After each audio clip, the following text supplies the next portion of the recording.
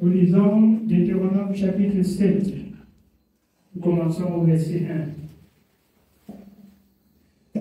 Lorsque l'Éternel, ton Dieu, t'aura fait entrer dans le pays dont tu vas prendre possession, et qu'il chassera devant toi beaucoup de nations, les Hétiens, les Girgasiens, les Amoréens, les Cananéens, les Phérésiens, les Éviens et les Jébusiens, 7 nations plus nombreuses et plus puissantes que toi.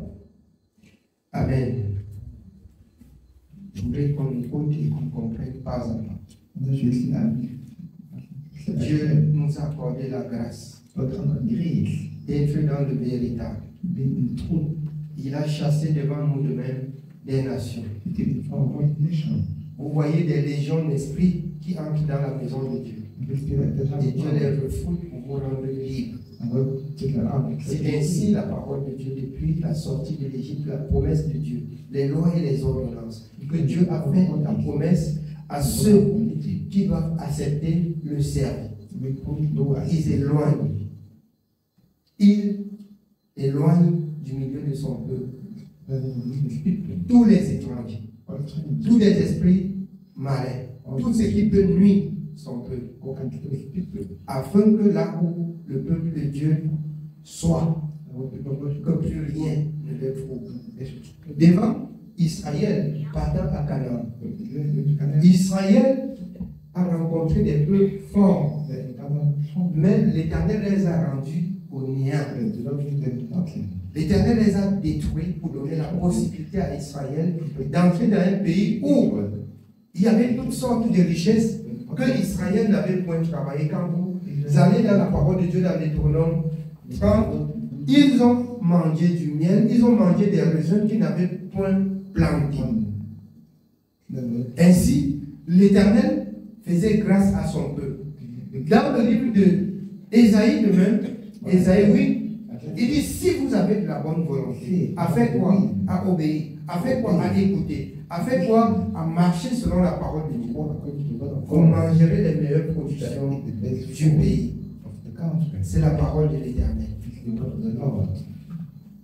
Il dit, venez et plaidons ensemble. Si vos péchés sont noirs comme la cramoisi, si elles sont rouges comme la pourpre, il est Dieu pour pardonner. Venez, comme il a dit dans le livre d'Ésaïe.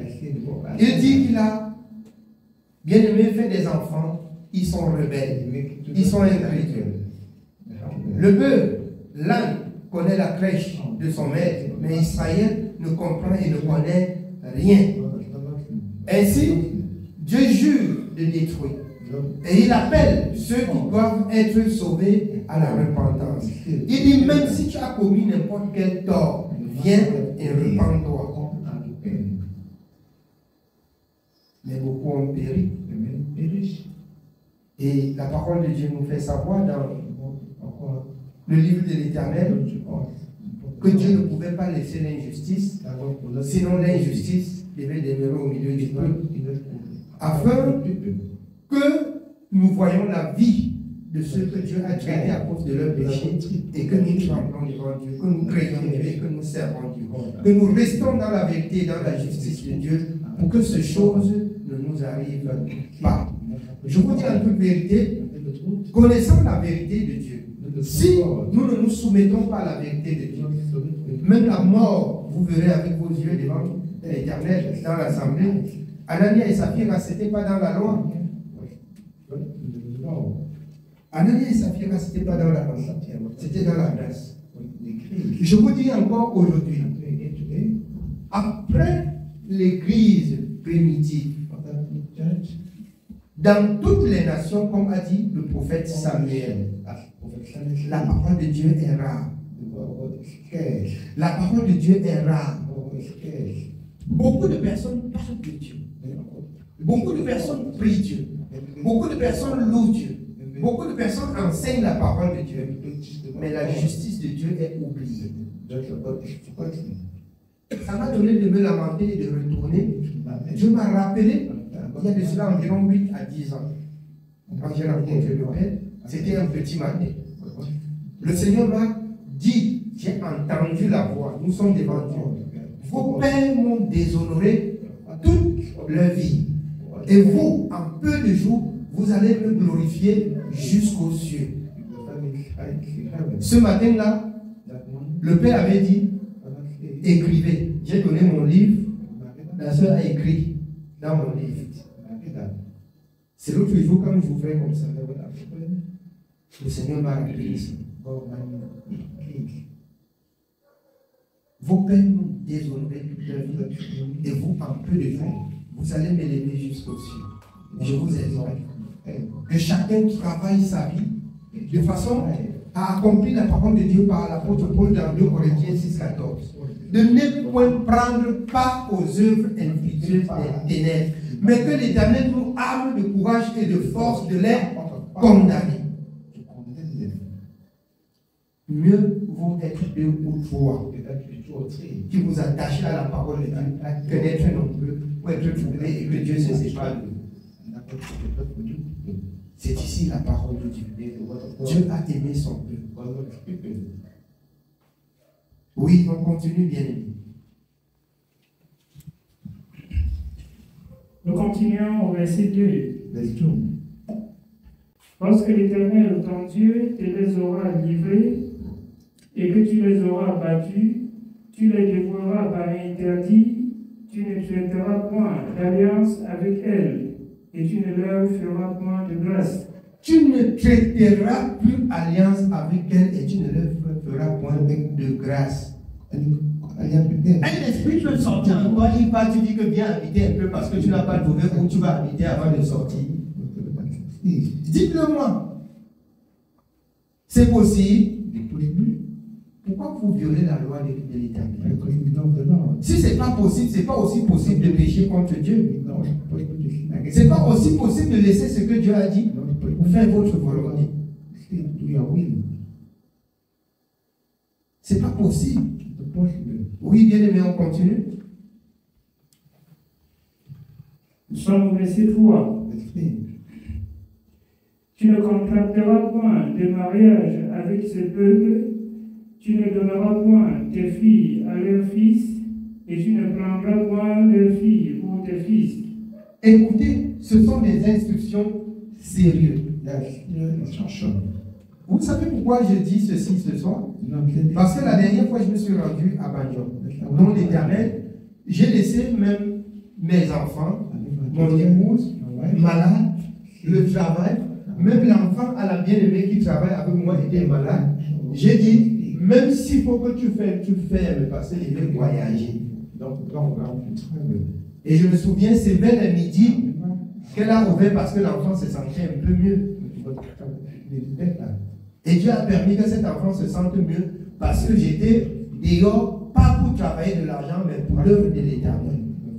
Et quand nous sommes arrivés à Banjo, c'était au point que je dise et que je prends la parole. J'avertis votre bien-aimé Joseph qui était sur le point de voyager pour aller au nord. Et je vais vous dire, il accomplit encore les traditions et les coutumes de sa nation. Parce que c'est tellement difficile chez eux que on épouse une femme qui vient d'ailleurs. On part toujours au village chercher la femme. On cherche toujours une femme qui est là. C'est encore la tradition des hommes et les coutumes des nations. Peut-être quand vous lisez Jérémie 10, vous pensez que les coutumes et les traditions des hommes, ce ne sont que des idoles qu'on est en train de rendre culte. Non, non et non.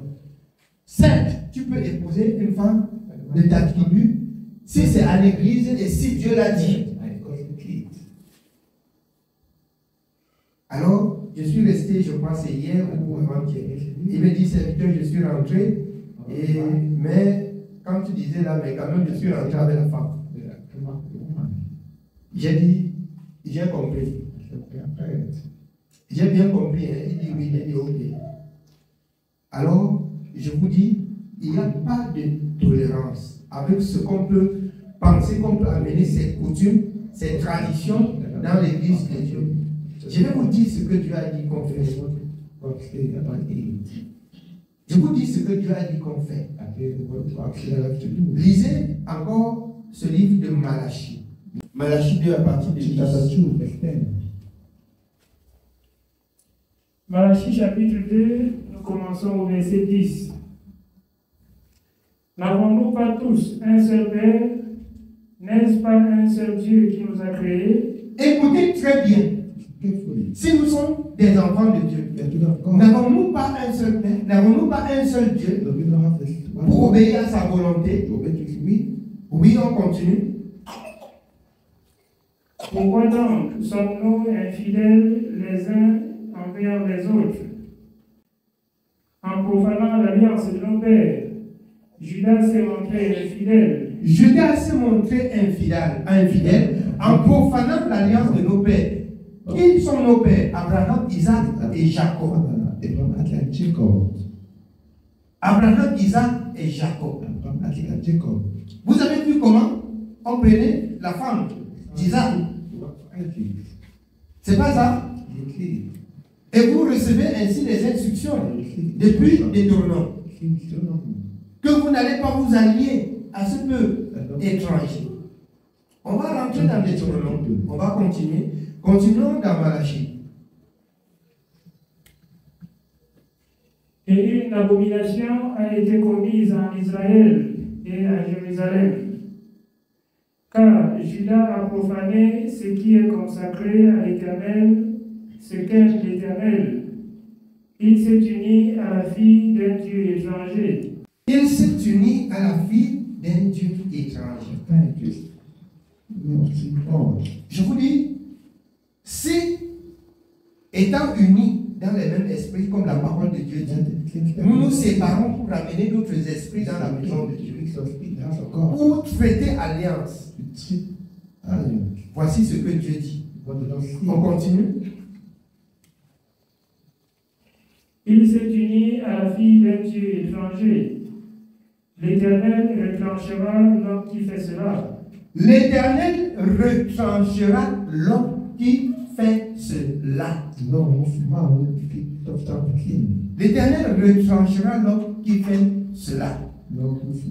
Retrancher veut dire quoi? Il ne fait plus partie du peuple saint. Il ne fait plus partie du peuple saint. Il a violé l'alliance qui est selon la parole de Dieu. Prenez 2 Thessaloniciens 3 à partir du verset, voire même 3.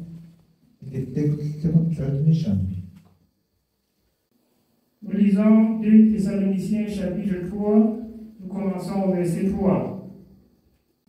Le Seigneur est fidèle, il vous affermira et vous préservera du malin.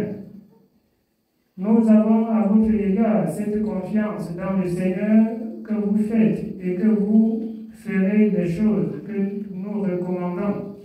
Que vous faites et que vous ferez des choses que nous vous recommandons. Autrement dit, on continue. Que le Seigneur dirige vos cœurs vers l'amour de Dieu et vers la patience de Christ. Nous vous recommandons, frères, au nom de notre Seigneur Jésus-Christ, de vous éloigner de tout frère qui vit dans le désordre et non selon les instructions que vous avez reçues de nous. De vous éloigner de tout frère qui vit dans le désordre et non selon les instructions que nous avons reçues. Donc il reste désormais au milieu de vous un interdit. C'est clair. C'est pas moi qui ai dit. Ou ce que je lis là, c'est moi seul qui comprend. Ou j'explique mal. Je vous demande. Il reste un interdit. Je ne pourrais pas accepter ce que Dieu a interdit. Même si je reste seul dans ce ministère, je vais servir Dieu. On est là, on ne doit pas, chacun ne doit pas venir dans la maison de Dieu faire ce qu'il veut. Alors, il y a plusieurs critère-là à noter. C'est que il connaît, parce que nous l'avons averti de par la parole. Et il a caché qu'il partait prendre une femme. Il a dit que ça fait longtemps qu'il s'est séparé de la famille et quand sa femme est morte, on a demandé qui vient. Il ne s'est plus vu avec la femme. Donc la famille avait déjà proposé une femme. Et il part comme ça. S'il dit que c'est le Saint-Esprit, il n'avait même jamais vu la femme, c'est que c'est faux. Comme le Seigneur dit même marcher par l'Esprit. Comme le Seigneur a dit même à son serviteur, va prendre même une prostituée pour enseigner la parole. Il n'en est pas question. Si c'est ce que Dieu a approuvé, je vous le dis en toute vérité, il est écrit éprouver les esprits. Même avant de donner la note d'association, pour dire que nous pouvons accepter, il faut éprouver. Mais personne, et nous ne pouvons pas tolérer de ces engagements. Ça doit rester comme ça. Il reste un interdit. Et nous ne permettrons pas que l'interdit circule au milieu du peuple de Dieu. Alors, vous allez marcher sur moi avant de conduire cette église comme ça. Ça ne va pas se passer comme ça. Ça ne marche pas. Amen. Oui, bien-aimé, le Seigneur nous dit là, si quelqu'un ne respecte pas ce que des ordres que le Seigneur a donné, vous coupez la communication avec lui. C'est clair. Amen. Oui, bien-aimé, nous allons rentrer dans le livre de Deutéronome.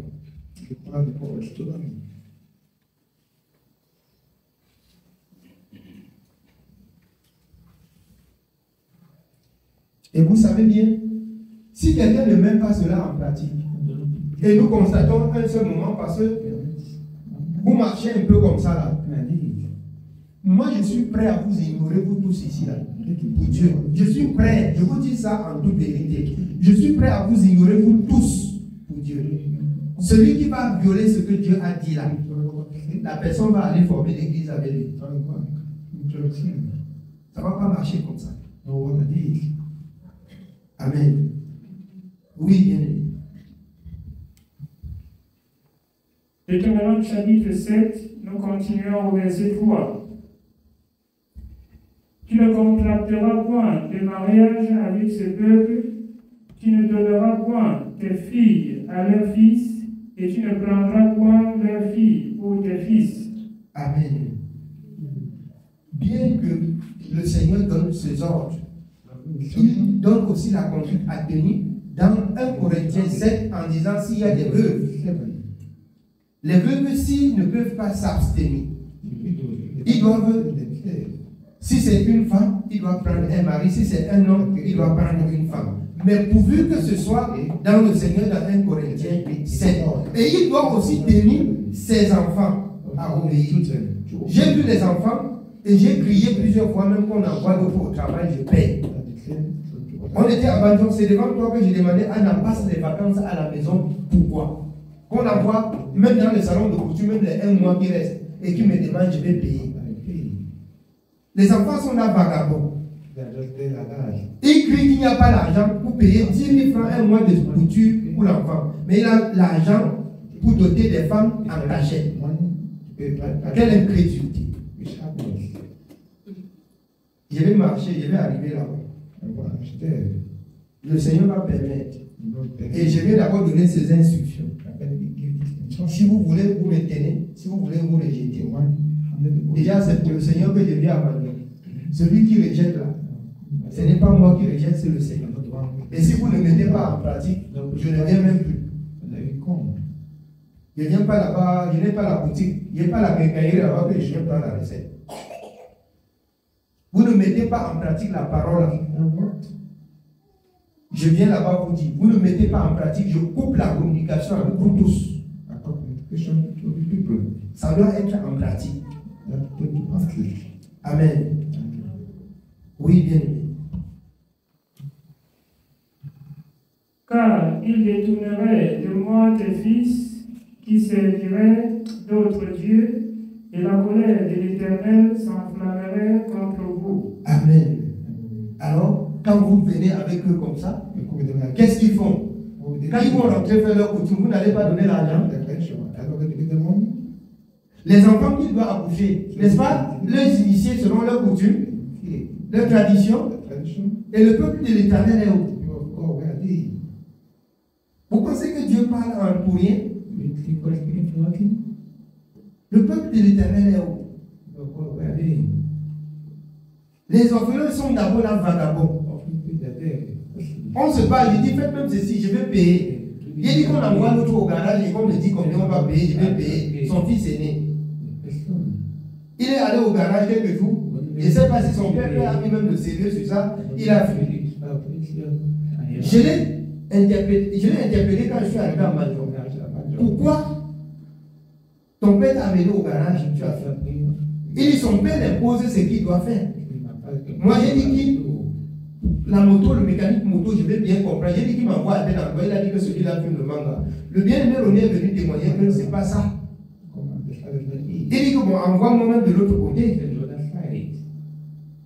Quelle est cette incrédulité dans la maison de Dieu? Quelle est cette conduite? Pour être d'ailleurs serviteur, enfant de Dieu, on doit d'abord diriger bien sa propre maison. Comme vous louez dans le mal, je vais être encore plus tranchant. Si ça ne marche pas, on ne marche plus ensemble. C'est clair. Nous devions protéger la parole de Dieu. Nous devions protéger la parole de Dieu. Je vous dis la vérité, je suis prêt à vous tous à passer en route comme ça, je ne vous salue pas. Ça ne me dit rien. Ça ne me gratte même pas. Je voudrais être en paix avec mon Dieu. Je voudrais vivre tranquillement avec mon Dieu. Oui, bien aimé. Ils te détruiraient promptement. Voici au contraire comment vous agirez à leur égard. Vous renverserez leurs autels, vous briserez leurs statues, vous abattrez leurs idoles et vous brûlerez au feu leurs images taillées. Je vais vous dire quelque chose de très, très pertinent. Quand c'est comme ça chez le Bamileke, si par erreur tu as pris comme ça là, et que c'est une succession quelque part, elle vient avec le tas des crânes, c'est-à-dire les crânes des morts pour déposer à la maison, sur lesquels on doit faire des rites. Sur lesquels on va faire des rites. Et si on connaît que tu es de l'église, tu déranges. On va enterrer ça même à la maison que tu ne connais pas. Où est la parole de Dieu protégée? Je ne connais pas le côté du Nord pour savoir ce qu'on fait. D'ailleurs, je ne cherche pas la tradition des hommes. Je reste dans ce que mon Dieu m'a dit. Je reste dans ce que mon Dieu m'a dit. La parole de Dieu dit dans Jérémie 10, les coutumes des nations, c'est la vanité. N'observez pas ce qu'ils observent. Et ici, Dieu nous demande de ne pas nous allier en mariage avec eux. Parce qu'ils vont nous imposer ces choses.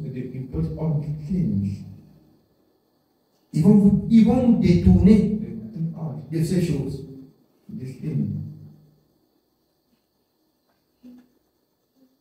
Amen. Oui, bien aimé. On continue.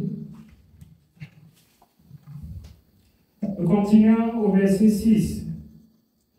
Car tu es un peuple saint pour l'Éternel, ton Dieu.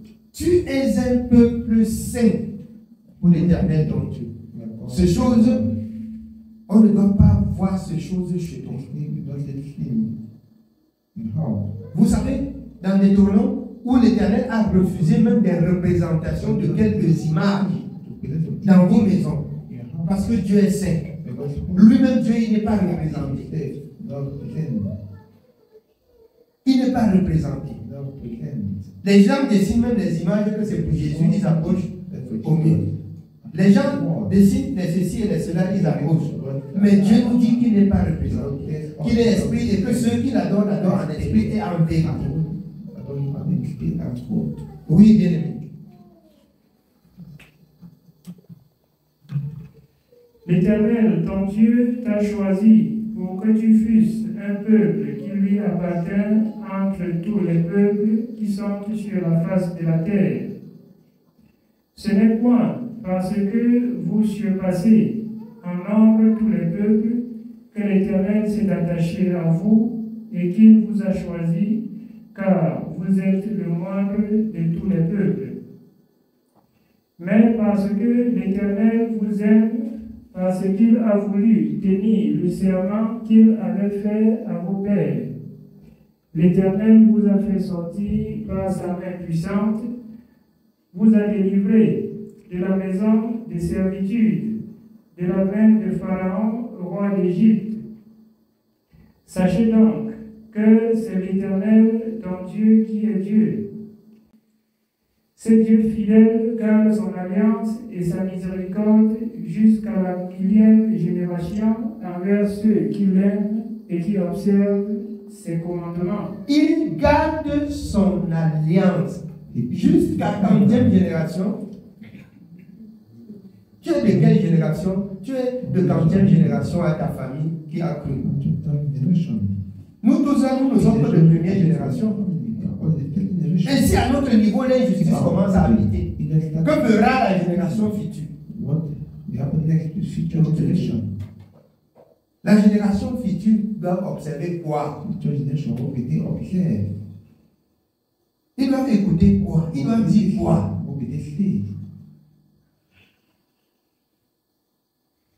Oui, bien aimé, on continue. Nous continuons au verset 9. Sachez donc que c'est l'Éternel, ton Dieu, qui est Dieu. Ce Dieu fidèle garde son alliance et sa miséricorde jusqu'à la 1000e génération envers ceux qui l'aiment et qui observent ses commandements. Envers ceux qui l'aiment uniquement et qui observent ses commandements. Il garde son alliance. On continue. Mais il use directement de représailles envers ceux qui le haïssent et il les fait périr. Il use directement de représailles envers ceux qui le haïssent. Jésus dit dans Jean 14, 15, celui qui m'aime gardera ma parole. La parole de Dieu est gardée ou c'est pas gardé? Je voudrais que vous répondez. Vous me regardez comme la photocopie. Je dis ça, c'est pour moi. C'est garder ou c'est pas garder la parole de Dieu? On profane la parole, on profane le nom de Dieu. Ça ne va pas marcher comme ça. Si vous voulez servir Dieu de cette manière, déménagez. Ce n'est pas dans notre église ici. Cherchez encore. Cherchez encore. Amen. Oui, bien. Il ne diffère point envers celui qui le hait. Il use directement de représailles. Ainsi, observe les commandements, les lois et les ordonnances que je te prescris aujourd'hui et mets-les en pratique. Observe ce commandement et mets-les en pratique. Je suis là pour mettre en pratique. Je suis là pour observer. Je suis là pour observer. Vous allez marcher sur moi avant de changer la moindre virgule dans la fin. Vous allez marcher sur moi. Sinon, chacun qui ne va pas supporter la saine doctrine, comme c'est écrit dans l'Antiquité, il va se casser. Et la parole de Dieu va rester. Déjà, le Seigneur dit pendant que le peuple d'Israël sera nombreux comme le sable, un tout petit poignet seulement sera sauvé. Moi-même, je lutte pour être du nombre de ceux qui doivent être sauvés. Si tu aimes Dieu, lutte pour être de même du nombre de ceux-là qui doivent être sauvés. Amen. Oui, bien aimé. Si vous écoutez ces ordonnances, si vous les observez et les mettez en pratique, l'Éternel, ton Dieu, gardera envers toi l'alliance et la miséricorde qu'il a jurée à tes pères. Si vous les observez, si vous mettez en pratique, il gardera l'alliance. Il gardera l'alliance. La parole de Dieu là, c'est pas périmètre. Ce que Dieu a dit là, c'est ça jusqu'à ce soir. Celui qui observe, ce serait ça. La grâce et la bonté de l'Éternel va l'accompagner tous les jours de la vie jusqu'à ce qu'il quitte la terre. Oui, bien aimé. Il t'aimera, il te bénira et il te multipliera. Il bénira le fruit de tes entrailles et le fruit de ton sol, ton blé, ton mou et ton huile, les portées de ton gros et de ton menu bétail dans le pays qu'il a juré à tes pères de te donner. Tu seras béni plus que tous les peuples.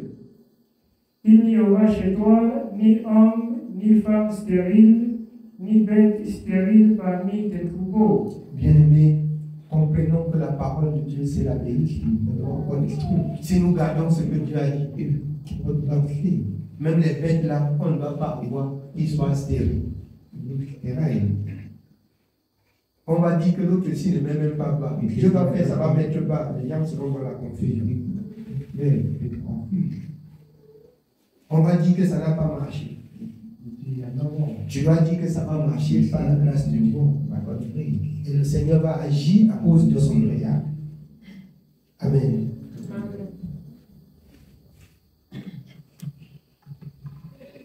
Verset 15. L'Éternel éloignera de toi toute maladie. Il ne t'enverra aucune de ces mauvaises maladies d'Égypte qui te sont connues, mais il en frappera tous ceux qui te haïssent.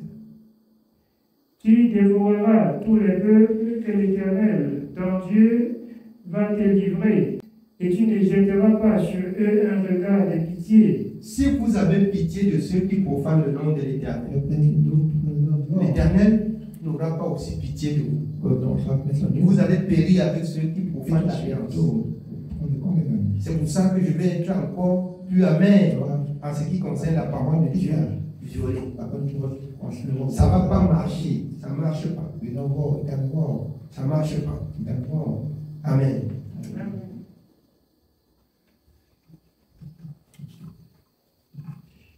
Tu ne jetteras pas sur eux un regard de pitié et tu ne serviras pas leur Dieu, car ce serait un piège pour toi. Peut-être diras-tu dans ton cœur, ces nations sont plus nombreuses que moi. Comment pourrais-je les chasser? Ne les crains point. Rappelle à ton souvenir ce que l'Éternel, ton Dieu, a fait à Pharaon et à toute l'Égypte. Les grandes épreuves que tes yeux ont vues, les miracles et les prodiges, la main forte et le bras étendu, quand l'Éternel ton Dieu t'a fait sortir. Ainsi fera l'Éternel ton Dieu à tous les peuples que tu redoutes. L'Éternel ton Dieu enverra même les frelons contre eux, jusqu'à la destruction de ceux qui échapperont et qui se cacheront devant toi. Ne sois point effrayé à cause d'eux, car l'Éternel ton Dieu est au milieu de toi, le Dieu grand et terrible. L'Éternel ton Dieu chassera peu à peu ces nations loin de ta face. Tu ne pourras pas les exterminer promptement, de peur que les bêtes des champs ne se multiplient contre toi. L'Éternel, ton Dieu, te les livrera et il les mettra complètement en déroute jusqu'à ce qu'elles soient détruites. Il livrera leur roi entre tes mains et tu feras disparaître leur nom de dessous les cieux. Aucun ne tiendra contre toi jusqu'à ce que tu les aies détruits. Vous brûlerez au feu les images taillées de leur Dieu. Tu ne convoiteras point et tu ne prendras point pour toi l'argent et l'or qui sont sur elles, de peur que ces choses ne te deviennent un piège, car elles sont une abomination à l'Éternel ton Dieu. Tu n'introduiras point une chose abominable dans ta maison, afin que tu ne sois pas comme cette chose dévouée par l'interdit. Tu l'auras en horreur, tu l'auras en abomination, car c'est une chose dévouée par interdit. Amen. Amen. Tu l'auras en horreur, tu dévoueras par interdit toutes ces choses dont Dieu a interdit pour que, bien aimé, tu ne sois pas aussi maudit. Amen. Que Dieu soit béni.